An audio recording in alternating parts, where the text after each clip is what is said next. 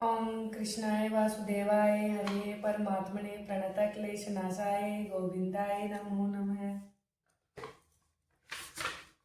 श्रीमद् भागवत गीता के पहले अध्याय का महात्म्य।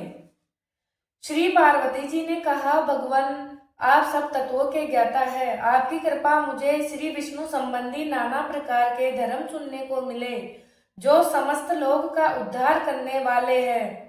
देवेश, अब मैं गीता का महात्म्य सुनना चाहती हूँ, जिसका श्रवण करने से श्री हरि में भक्ति बढ़ती है।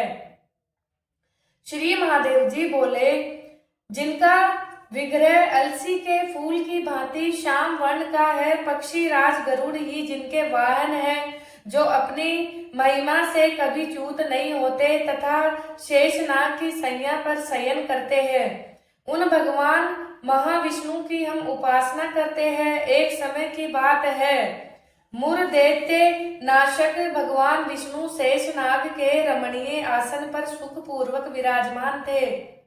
उस समय समस्त लोगों को आनंद देने वाली भगवती लक्ष्मी ने आदर पूर्वक प्रश्न किया। श्री लक्ष्मी जी ने पूछा, भगवान आप संपूर्ण जगत का पालन करते हुए भी अपने ऐश्वर्य के प्रति उदासीन से होकर जो इस क्षीर सागर में नींद ले रहे हैं, इसका क्या कारण है? श्री भगवान बोले, सुमुखी, मैं नींद नहीं लेता हूँ, अपितु तत्व का अनुसरण करने वाली अंतर्दृष्टि के द्वारा अपने ही माहेश्वर तेज का साक्षात्कार कर रहा हूँ।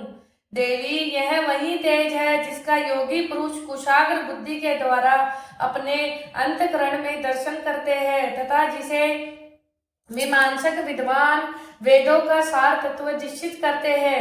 वह माहेश्वर तेज एक अजर प्रकाश स्वरूप आत्मरूप रोग शोक से रहित अखंड आनंद का पुंज निष्पन्द तथा द्वैत रहित इस जगत का जीवन उसी के अधीन है। मैं उसी का अनुभव करता हूँ। देवश्री, यही कारण है कि मैं तुम्हें नींद सा लेता प्रतीत हो रहा हूँ। श्री लक्ष्मी जी ने कहा, ऋषिकेश, आप ही योगी पुरुषों के ध्येय है। आप अतिरिक्त भी कोई ध्यान करने योग्य तत्व है, यहाँ जानकर मुझे बड़ा कौतूहल हो रहा है।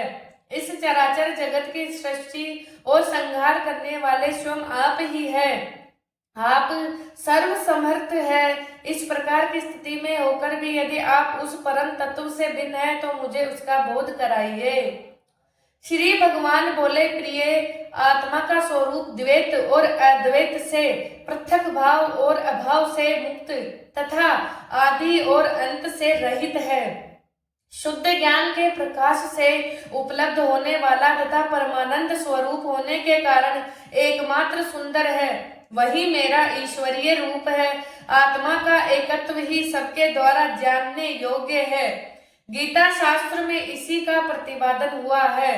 अमित तेजस्वी भगवान विष्णु के ये वचन सुनकर लक्ष्मी जी देवी ने शंका उपस्थित करते हुए कहा, भगवान, यदि आप स्वरूप स्वयं परमानंद में और मन वाणी की पहुंच के बाहर है तो गीता कैसे उसका बोध कराती है? मेरे इस संदेह का आप निवारण कीजिए।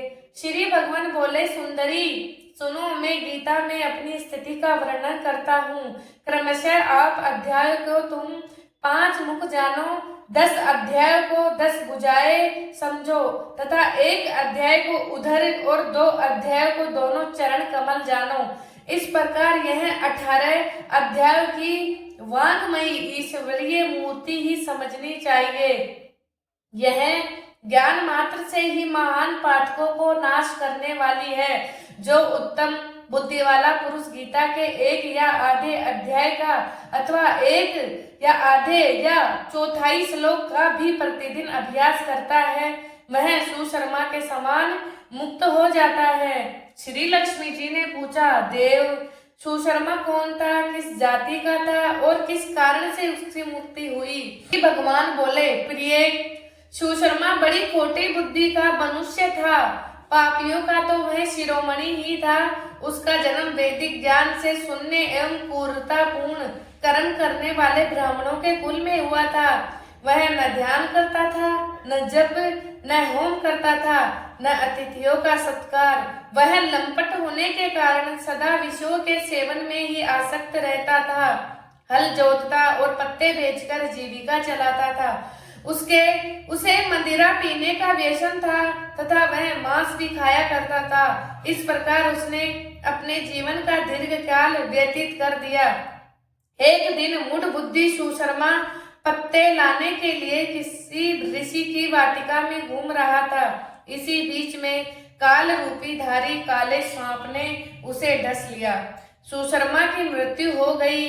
तदंतर वह अनेक नरकों में जा वहां की यातनाएं भोग कर मृत्यु लोक में लौट आया और वहां बोझ ढोने वाला भेल हुआ।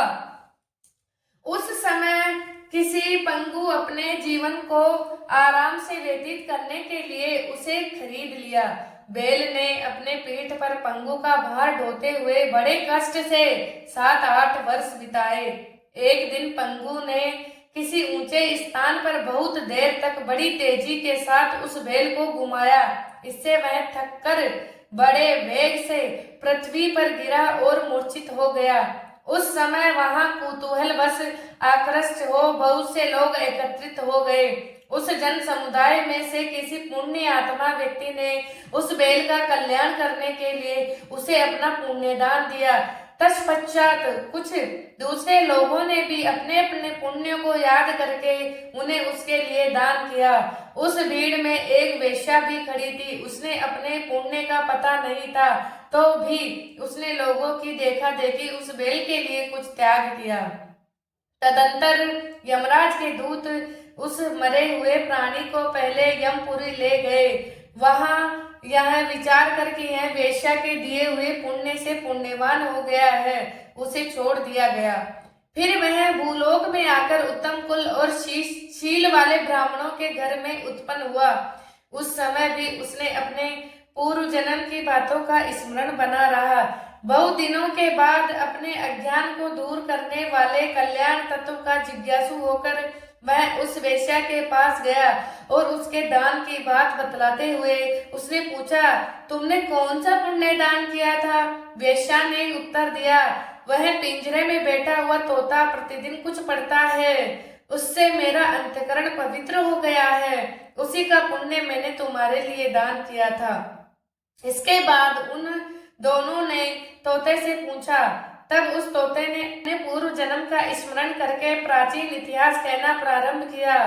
शुक बोला, पूर्व जन्म में मैं विद्वान होकर भी विद्वता के अभिमान से मोहित रहता था। मेरा राग द्वेष इतना बढ़ गया था कि मैं गुणवान विद्वानों के प्रति भी ईर्ष्या भाव रखने लगा। फिर समय अनुसार मेरी मृत्यु हो गई और मैं अनेकों घृणित लोगों में भटकता फिरा।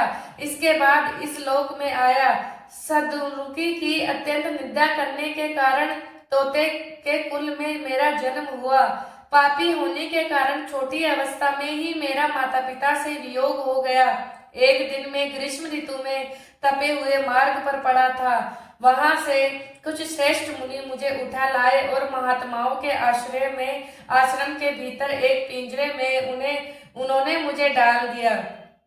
वहीं मुझे पढ़ाया गया। ऋषियों के बालक बड़े आदर के साथ गीता के प्रथम अध्याय की आवृत्ति करते थे।